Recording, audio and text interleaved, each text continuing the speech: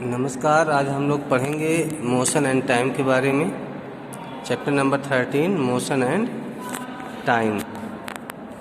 जैसा कि पिछले क्लासेस में हम लोग पढ़ चुके हैं कि मोशन कई प्रकार के होते हैं, जैसे स्ट्रेट लाइन मोशन हो गया, रेक्टेंगुलर मोशन हो गया, सर्कुलर मोशन है, पीरियोडिक मोशन है, ये सब हम लोग पढ़ चुके हैं।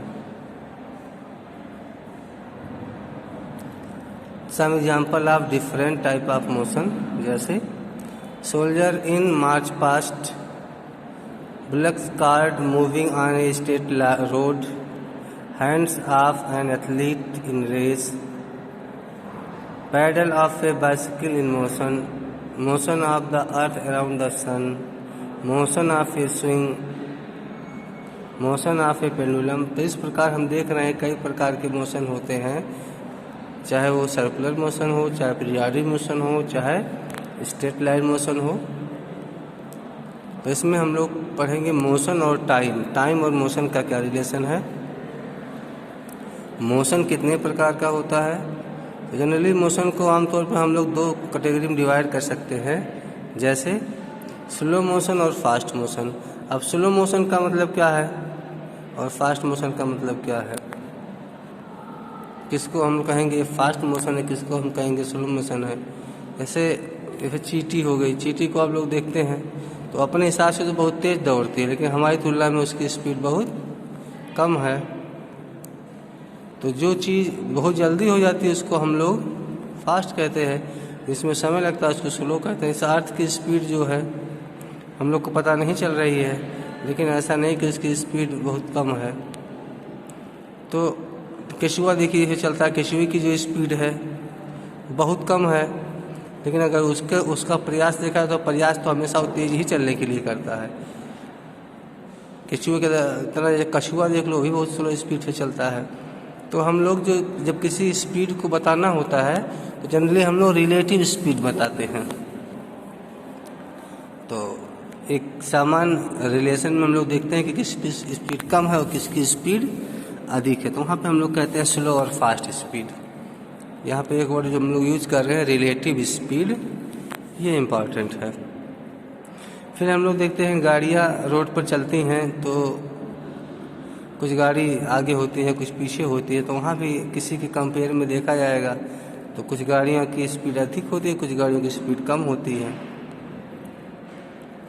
अब उसी स्पीड को निकालने के लिए हम लोग फार्मूला यूज करते हैं कि कितनी दूरी तय की है कितने समय में, उसी को हम लोग स्पीड कहते हैं। स्पीड का मतलब total distance covered upon total time taken, इसको हम लोग क्या बोलते हैं, स्पीड बोलते हैं। कि अगर समय कम लगा सेम डिस्टेंस को तय करने के लिए तो स्पीड तेज है, अगर समय अधिक लगा उसी दूरी को तय करने के लिए स्पीड कम है। Thus we shall use the term speed for average speed. Speed is the total distance covered divided by the total time taken. इसका मतलब जब हम लोग चलते हैं एक स्थान से दूसरे स्थान पर जाते हैं तो हमेशा स्पीड जो है पृथ्वी की तरह एक समान नहीं होती है। कहीं ब्रेकर होगा तो स्पीड कम हो जाएगी, रोड कहीं अच्छी रहेगी तो स्पीड बढ़ जाएगी। तो इस तरह से हम लोग देखते हैं कि जो हमारी स्पीड होती है, चाहे हम बाइक से चलें, चाहे कार से चलें, चाहे ट्रेन से चलें, तो हमारी स्पीड यूनिफॉर्म नहीं होती है, नॉन यूनिफॉर्म स्पीड होती है। इसका मतलब घटती बढ़ती है, कभी कम कभी ज़्यादा। तो उसको हम लोग एवरेज निकाल लेते हैं कि टोटल डिस्टेंस कितना कवर किए और टोटल टाइम कितना लगा, तो हमारी जो स्पीड निकलती है वो एवरेज स्पीड निकलती है।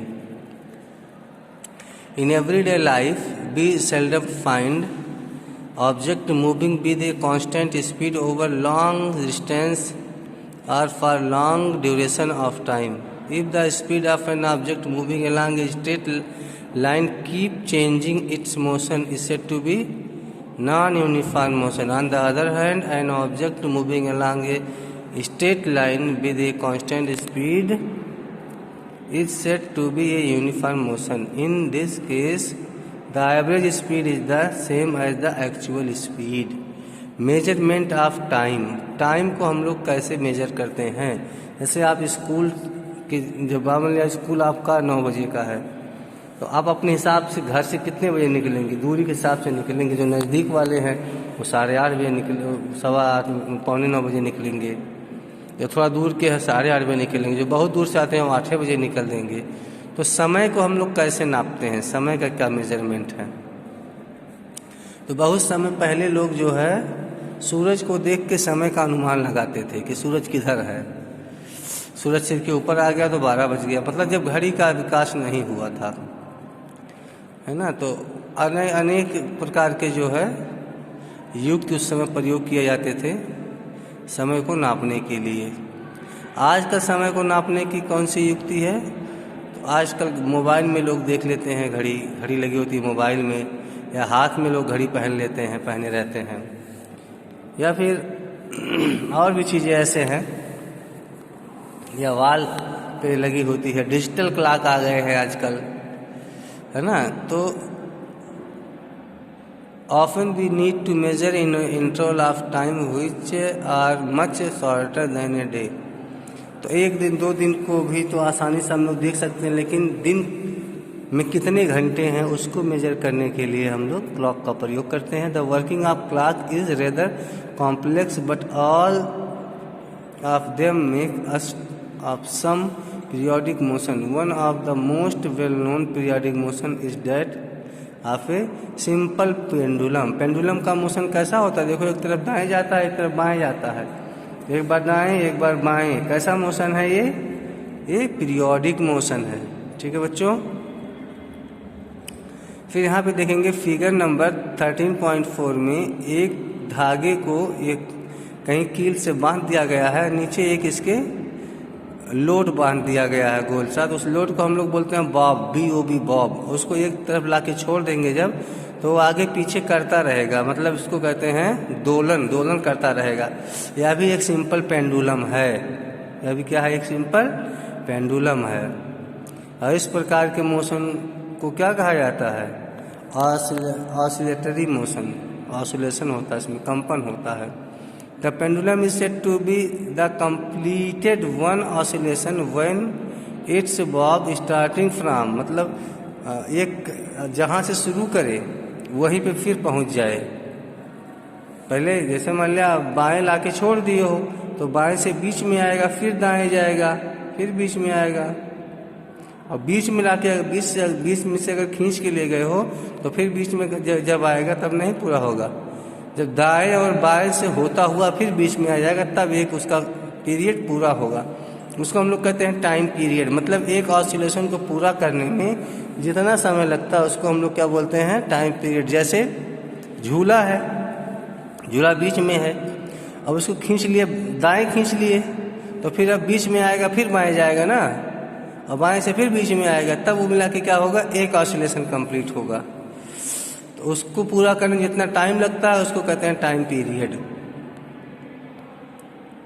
एक टेबल है, देखते हैं क्या लिखा है। टाइम टेकन फॉर 20 ऑसिलेशन, मतलब 20 ऑसिलेशन कंप्लीट करने के लिए कितना टाइम लगा? 42। टाइम पीरियड कितना हो गया?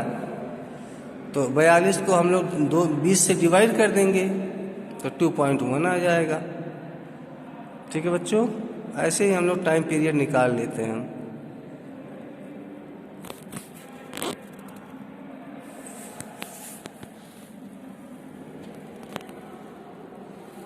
और फिर देखते हैं unit of time and speed. Time की यूनिट क्या होती है? Unit of time and speed. Time की यूनिट क्या है और स्पीड की यूनिट क्या है? टाइम की यूनिट क्या है? जैसे सेकंड है, घंटा है, मिनट है, दिन है। लाइट ईयर भी टाइम की यूनिट है, लेकिन सबसे छोटी यूनिट जो हम जनरली यूज करते हैं वो है सेकंड या मिनट। और स्पीड की यूनिट क्या है? मीटर पर सेकंड, किलोमीटर पर सेकंड। ये सब किसकी यूनिट है? ये सब दूरी की यूनिट है। The symbol of all unit are written in singular, मतलब प्लूरल में कभी नहीं लिखा जाता है। 8 हो गया सेंटीमीटर से हो जाएगा, ऐसा नहीं होता है। थोड़ी सी ग्रामर यहाँ भी सीख लो। जैसे कहा गया कि जो यूनिट होता है उसको हम लोग सिंगुलर लिखते हैं, प्लूरल नहीं लिखते हैं। एक है तो किलोमीटर लिखेंगे और 50 होगा तो किलोमीटर से लिखेंगे, ऐसा नहीं है। यहाँ पे हमेशा जो यूनिट होती है उसको हम लोग सिंगुलर में ही यूज करते हैं। ठीक है बच्चों। फिर हम समझते हैं कि स्पीड को हम मेजर कैसे करते हैं। स्पीड को हम कैसे मेजर करते हैं, किसी गाड़ी की या अपनी या किसी मोटर की या ट्रेन की स्पीड कैसे मेजर किया जाता है। The smallest time interval that can be measured with commonly available clock and watches is 1 second. However now special clock are available that can measure the interval smaller than a second. Some of these clock can measure time interval as small as 1 million or even 1 billion of a second. You might have heard the term like microsecond, nanosecond. 1 microsecond is 1 millionth of a second. A nanosecond is 1 billionth of second. Clock that measure such small time interval are used for scientific researches. The time measure devices used in sport can measure time interval that are 1/10 of the 100th of second.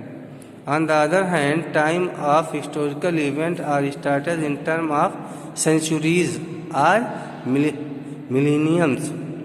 The ages of stars and planets are often expressed in billions of years.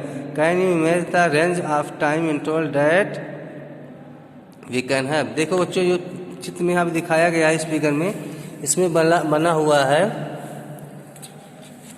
Time measurement करने का सबसे पुरानी unit यही होती है।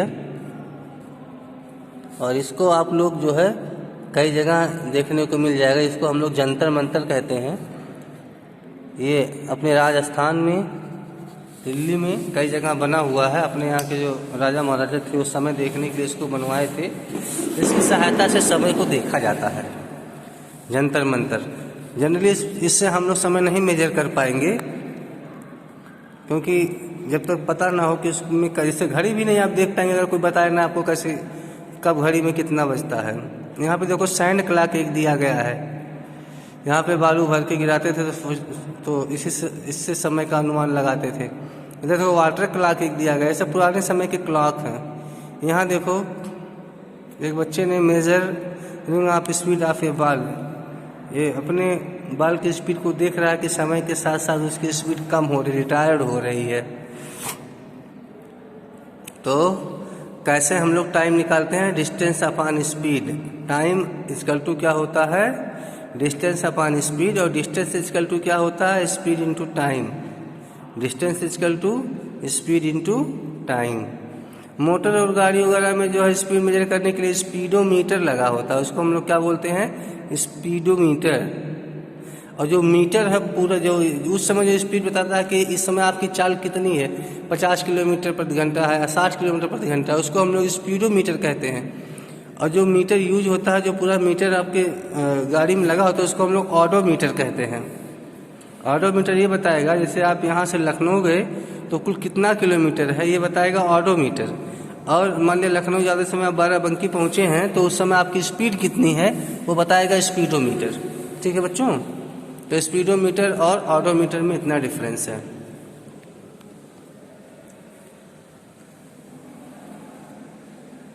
Car, jeep, motorcycle में भी सब लगा होता है। डिस्टेंस टाइम ग्राफ, देखिए आपको ग्राफ बनाना है डिस्टेंस और टाइम के बीच में। जैसे मैथ में भी आप लोग ग्राफ बनाए होंगे, बिल्कुल उसी प्रकार बनाना है। तो ग्राफ दो टाइप के होते हैं, एक ग्राफ होता है, दूसरा पाई चार्ट होता है। तो पाई चार्ट जो है वो एंगल के हिसाब से बनाया जाता है, बार ग्राफ जो है लंबाई के हिसाब से बनाया जाता है।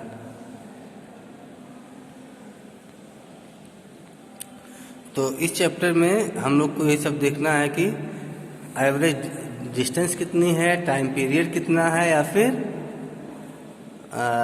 फिर दूरी कितनी है, स्पीड कितनी है, यही सब देखना है। अब 1 किलोमीटर में कितने जो है सेंटीमीटर होते हैं, कितने मीटर होते हैं। जैसा आप जानते हैं 1 किलोमीटर में 1000 मीटर होते हैं, फिर 1 मीटर में 100 सेंटीमीटर होते हैं। इसका कन्वर्जन हमको आना चाहिए ठीक ठाक। और bar graph, non uniform motion, oscillation, simple pendulum, speed, time period, uniform motion, unit of time, इन सब को हम लोग बहुत डिटेल में पढ़ेंगे। इस चैप्टर को एक बार पढ़िएगा, असुविधा होगी तो हम लोग फिर लाइव मिलेंगे या क्वेश्चन पूछेंगे, पूछिएगा जो कुछ कोई दिक्कत होगी।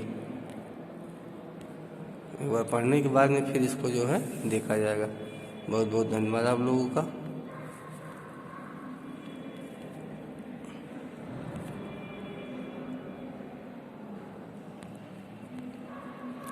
Motion and time.